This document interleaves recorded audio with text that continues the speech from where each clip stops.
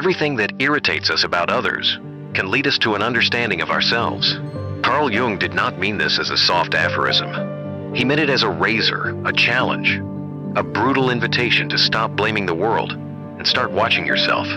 And for the modern man, living in a society that demands instant reactions and emotional compliance, this insight is not just powerful, it's liberating. You felt it, haven't you? That compulsive need to respond, to clarify, to fix. The moment she pulls away, you text. When your friend seems distant, you explain yourself.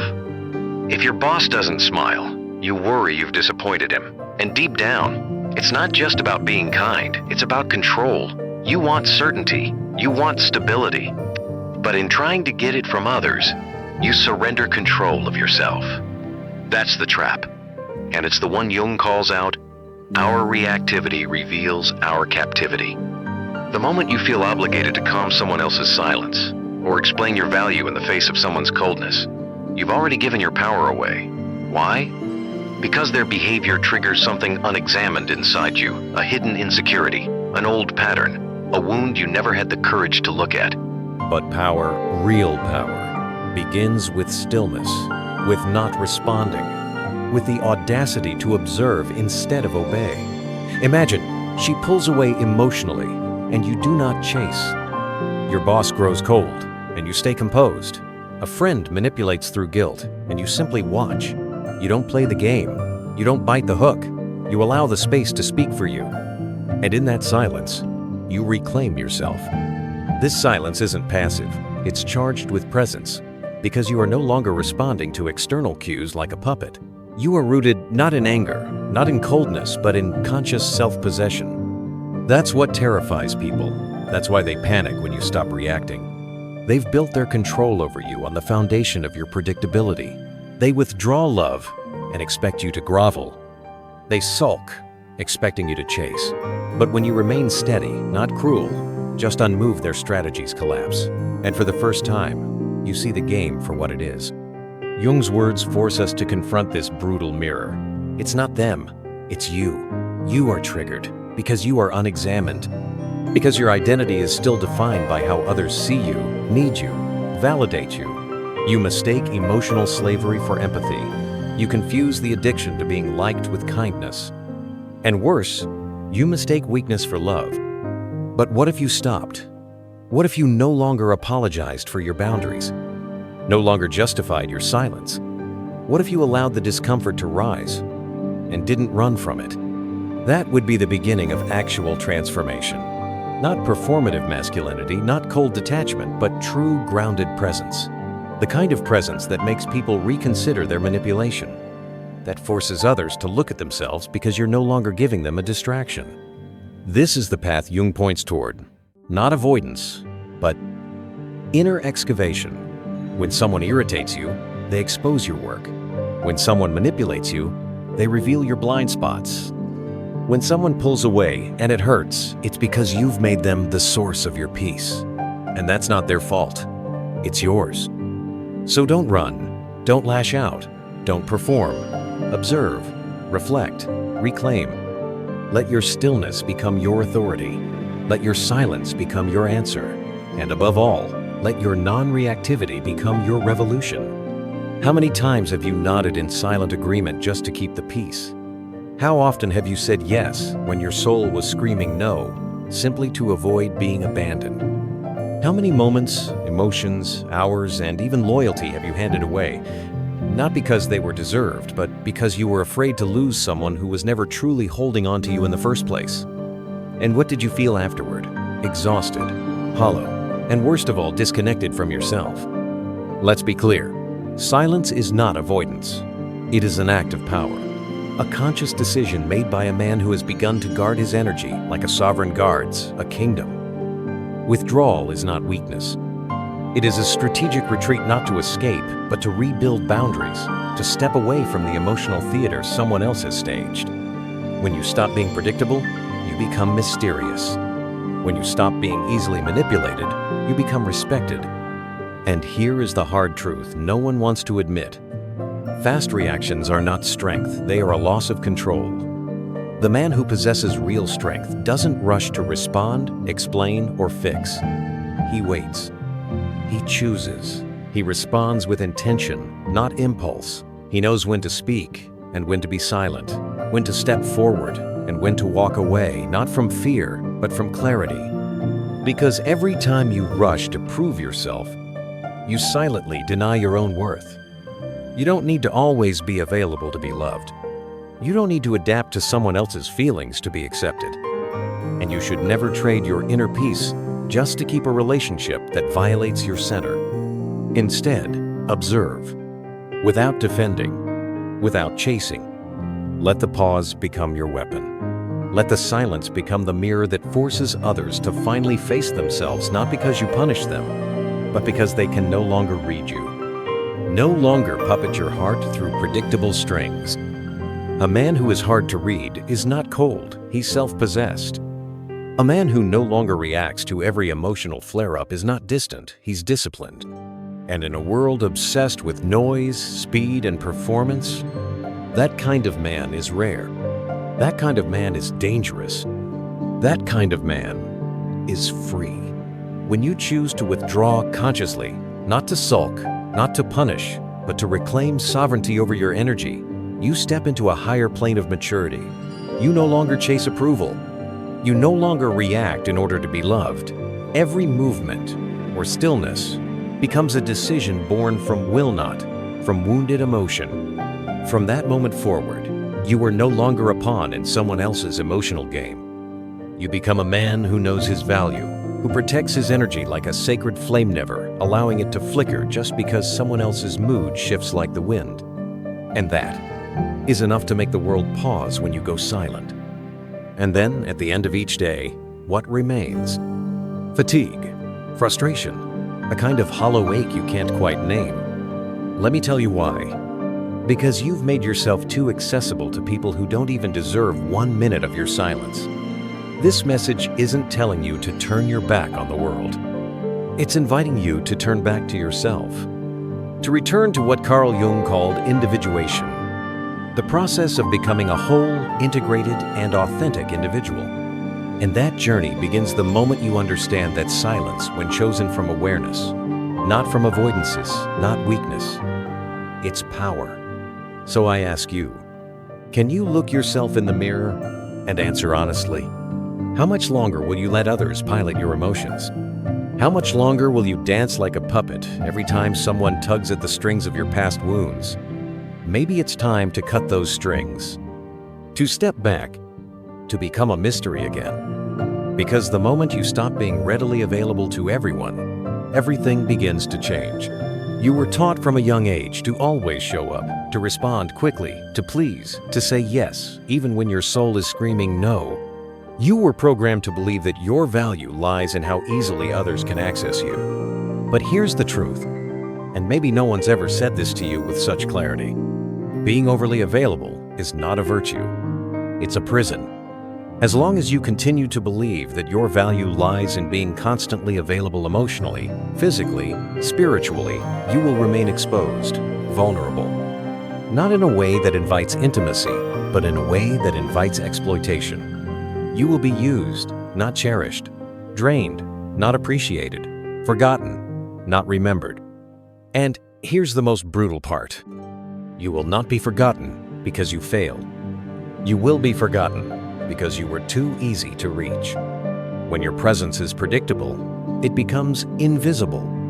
When your emotional availability is unlimited, it becomes unremarkable.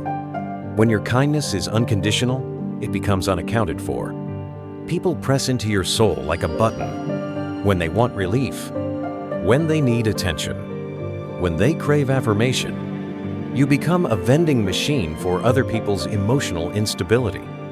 And then they walk away, leave you there, empty, replaced, like a chair they sat on when tired but never thought twice about.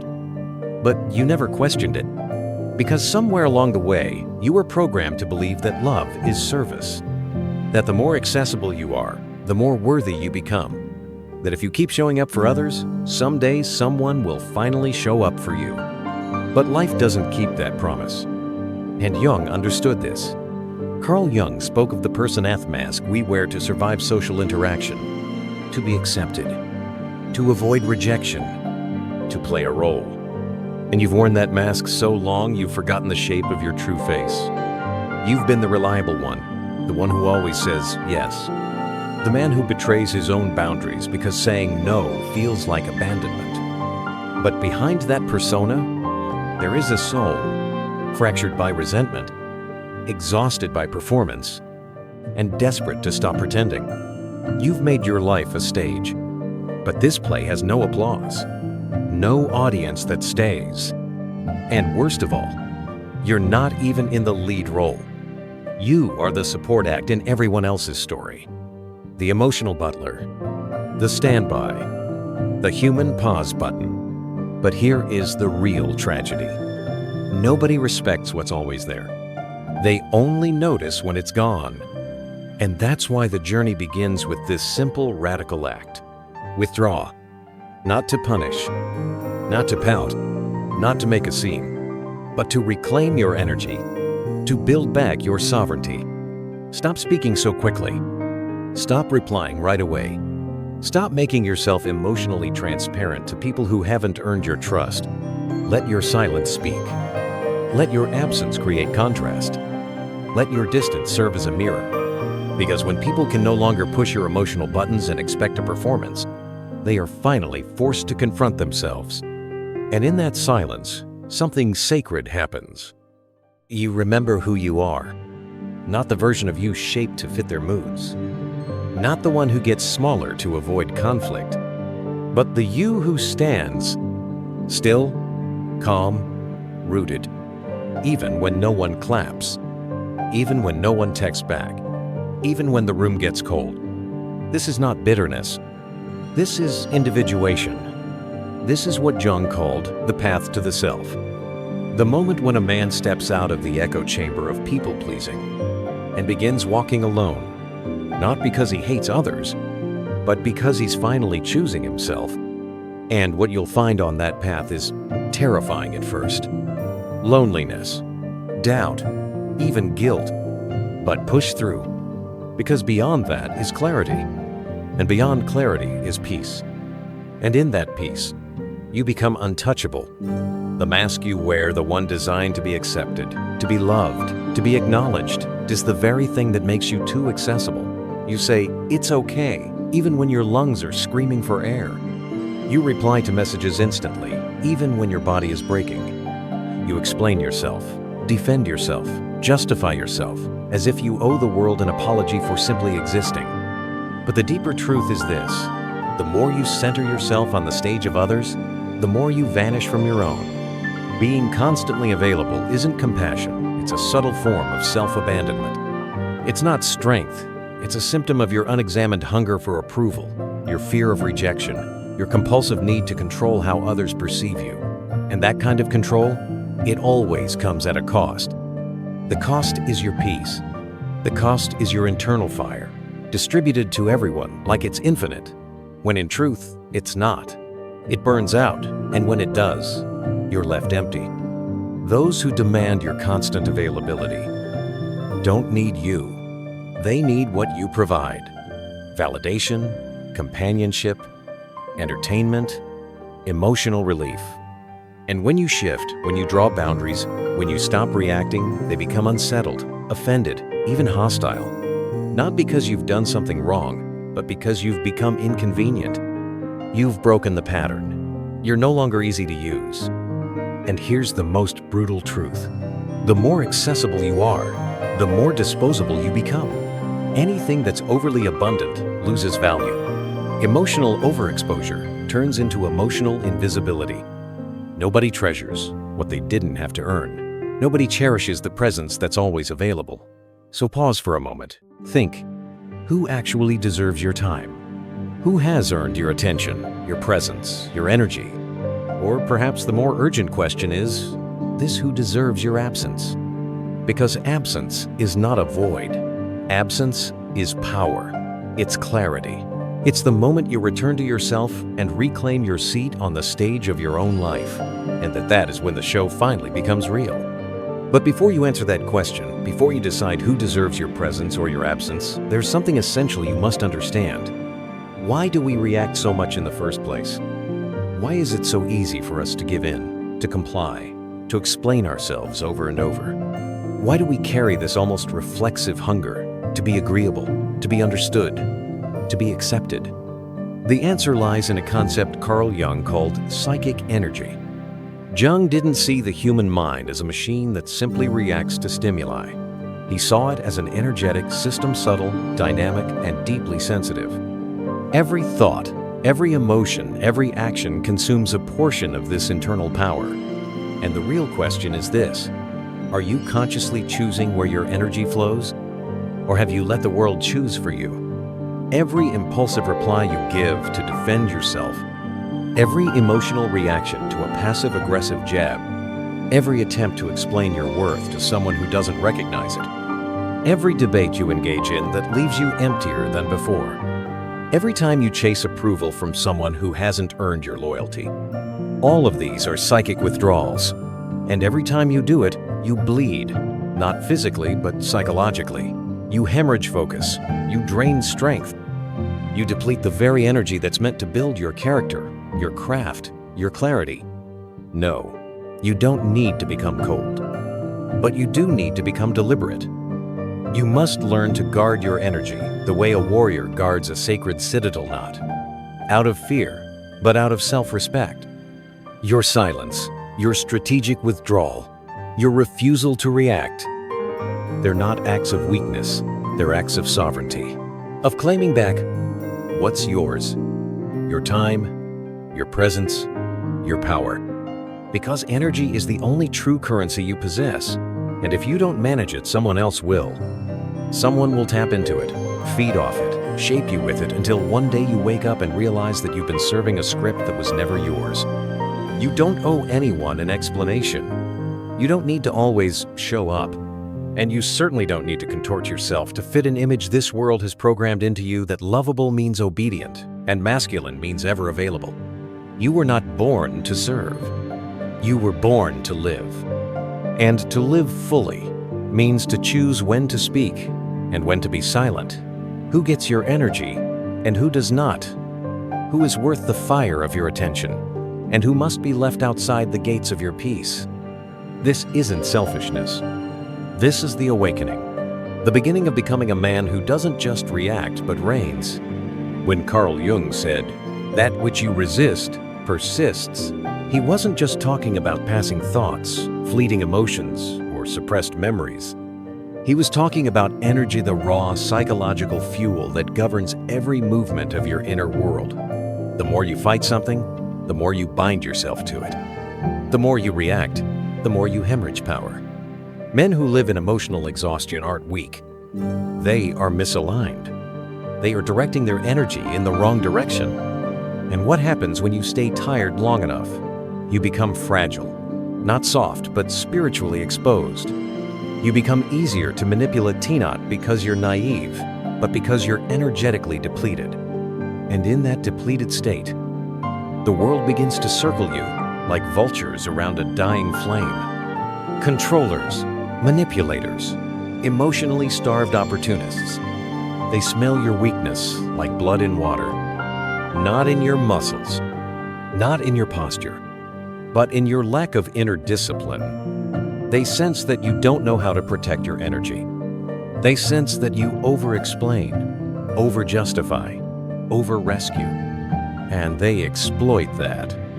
Jung once wrote that a healthy mind retains its energy within the system. What does that mean for you as a man? It means learning to say no without guilt. It means learning to stay silent without shame. It means learning to observe without the compulsion to intervene. Because real strength is not in reaction. It's in choice. The power to decide when, how, and whether to act. So let me ask you, how many nights have you lost sleep over a half-finished conversation? How many hours have you spent torturing yourself with questions like, did I say the wrong thing? Or, why would they treat me that way? Those moments, that endless spiral of overthinking, are leaks in your soul's infrastructure.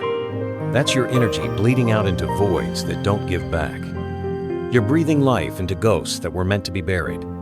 You're nurturing toxic dynamics, not out of love, but out of a deep addiction to resolution.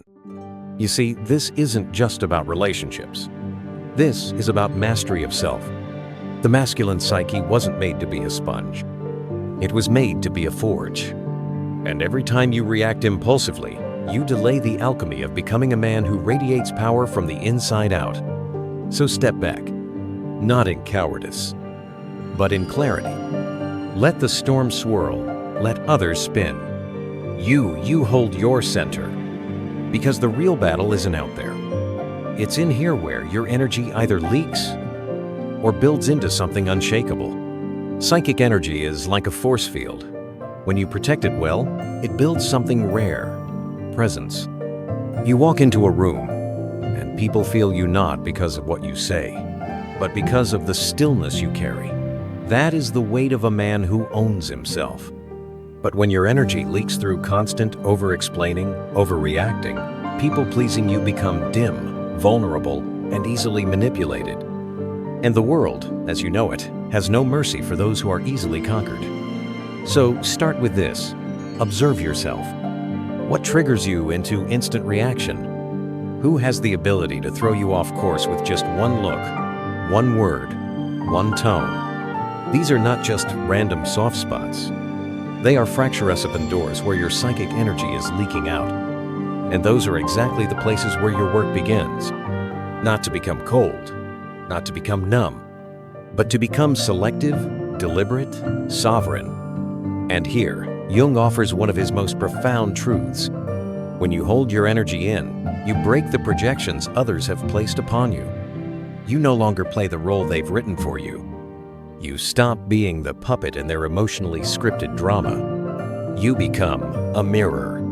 And that terrifies them, because now the silent manipulation is exposed. When you stop reacting, they lose leverage. When you become unpredictable, they lose control. When you stop being the nice guy on demand, they are left face to face with their own emptiness, the one they've been masking by feeding off your energy. And this is when inner power begins to awaken. Not through shouting, not through rage, but through intentional silence, through calculated withdrawal, through an anchored presence that cannot be moved. You don't need to yell to reclaim yourself. You only need to stop offering your soul on every plate. Remember this: the truly powerful man is not the one who always reacts. He is the one who knows how to protect his energy like a sacred flame burning, not to warm everyone around him, but to illuminate the path of his own becoming. Let the world adjust to your silence. Let those who fed off your predictability tremble in the presence of your restraint. And let yourself breathe finally within the walls of your own authority. When you begin to withdraw, when you fall silent and stop reacting the way you used, you are not just protecting your energy. You are dismantling a psychological game that's been running for years, one you never even knew you were playing. Opportunists, those who always seem to know exactly where your buttons are, don't need to yell. They don't need to threaten. They don't need to control you directly. All they have to do is touch the reflex that's already wired inside of you, and like a switch, you light up exactly as they expect. And here lies the danger. You think you're choosing, but really, you're just reacting. Carl Jung called this phenomenon projection, when people cast the parts of themselves they can't confront onto others.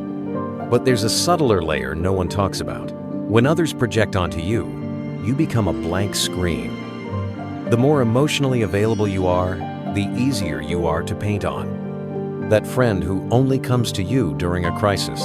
That partner who needs you to carry everything. That boss who praises you only when you sacrifice your well-being. They're not connecting with your true self. They're connecting with an idea of you, with the role you've silently agreed to play. And why did you agree to it? Because somewhere deep inside there's a quiet fear. Fear of being left. Fear of letting others down. Fear that if you're not useful, you won't be loved. And in that moment, you stop living as a free man. You become something elsey, walking guilt. Not because anyone explicitly accused you, But because you've carried this silent belief that you owe the world something, and you repay that debt with your energy, your time, your compliance, even as you quietly disintegrate from the inside. This is the core of modern manipulation. The manipulator doesn't need to dominate you. They just need you to keep reacting the same way. But when you stop explaining, stop apologizing, stop trying to please, the entire system collapses. When you start saying no, when you choose silence instead of defense, when you pull away without warning or permission, the projections start to crack. The masks they placed on you, the good guy, the fixer, the always understanding one, begin to fall. And they panic. Because suddenly, they no longer know who you are. Worse, they're forced to look at themselves. And not everyone is ready for that. Because manipulation only survives in the dark, and once the light of silence, of boundaries, of refusal enters, truth has no choice but to emerge. This is not about becoming distant. This is about becoming sovereign. This is about finally stepping out of a role you were never born to play and becoming something much more rare, a man who responds by choice, not by compulsion. You don't need to scream to reclaim authority over your life. You just need to stop reacting. That alone is the ultimate act of maturity. It is the quiet declaration. I am no longer a stage for other people's scripts. And when you do this, not only will others be shaken, you'll begin to see yourself more clearly than ever before. Because the moment you stop being the one who reacts, you finally become the one who chooses. When you're no longer easily accessed, no longer predictable, no longer mirroring the projections of others, you become an invisible threat. Not because you did anything wrong, but because you've ended the role they once relied on to avoid facing themselves. Your absence, your silence, it becomes a dark mirror. A mirror that no longer reflects comforting illusions, but instead confronts others with the raw noise inside themselves. And when that happens, they'll react, not with understanding, but with resistance. They'll attack, dramatize, criticize, not because you're cruel, but because you're no longer convenient. Carl Jung once said, "One does not become enlightened by imagining figures of light, but by making the darkness conscious." And that's exactly what happens when you withdraw with intention. When you stop feeding the emotional loops others depend on, you expose the shadows they've tried to outsource onto you. You were their emotional escape. Now you are their reflection. And for those who've never learned how to sit with their own pain, that is unbearable. They don't hate you. They hate the emptiness you force them to feel. The stillness you bring is like a vacuum, one that reveals their disconnection. But now, the real question turns inward. What about you? Are you ready to face the hardest part? Not the misunderstandings, not the blame, but the silence that follows when you stop reacting. Because that silence will come, and it won't feel peaceful. It will feel like withdrawal, like doubt, like standing at the edge of something vast and unfamiliar. But in that quiet, something powerful will begin to form. Not the power of control, but the power of not needing to be confirmed. The kind of power that no one can give you, and no one can take away. And that's when you stop being a puppet in someone else's play. That's when you begin becoming a man who cannot be manipulated. Not because you resist forcefully, but because you no longer run on borrowed energy. You've chosen to become sovereign. You've chosen to be whole. And that's exactly what we need to address now. Because in this modern world drenched in noise, where everyone's shouting to be heard, where everyone needs to be right, where every interaction is a reflexolence, has become the ultimate form of resistance. Not the silence of weakness, not the silence of avoidance, but a silence so strategic, so ruthless, so conscious it becomes terrifying. It's not the kind of silence that implies a void. It's the kind of silence that overflows. Overflows with awareness. Overflows with presence. Overflows with the quiet declaration, I will no longer be manipulated. Carl Jung never saw silence as emptiness. He saw it as the most fertile ground for inner transformation, because only in silence can you finally hear yourself. Only in silence can you see who's speaking from truth and who's hiding behind noise. Only in silence can you distinguish between real love and codependent attachment dressed up as affection.